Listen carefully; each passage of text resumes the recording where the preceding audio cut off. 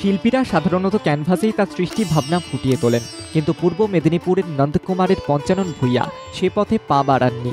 পড়ে যাওয়া ট্যাবলেটের খোল, চাল, নুড়ি পাথরের মতো জিনিস দিয়েই শিল্পের চমক সৃষ্টি করেছেন।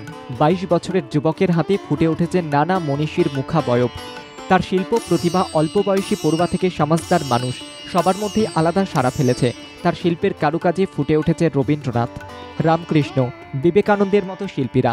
ছোট জিনিস দিয়ে বড়লোক বা মহাজনদের সম্মান জানানোর এই ভাবনার তারিফও করেছেন অনেকে।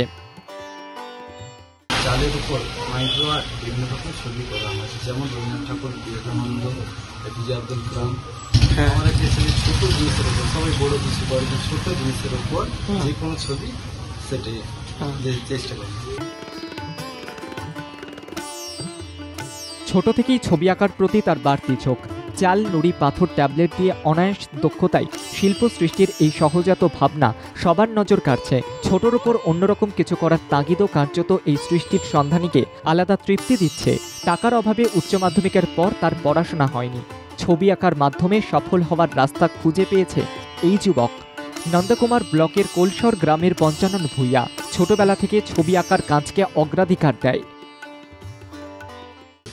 সবাই তো সব ধরনের ছবি করে বড়োর উপর, আমার মনে হলো যে ছোটোর উপরে কিছু করা যায় নাকি। সারাটা দিন ছবি নিয়ে এবং ছবির কাজ করে, পুজোর সময় থিমের কাজ। ছবি আঁকার পাশাপাশি এই শিল্প সত্তা দিয়েই তিনি রোজগারের পথ খুঁজে পেতে চাইছেন। বিভিন্ন পুজো মণ্ডপে থিমের কাজ করেন এই সম্ভাবনাময় শিল্পী।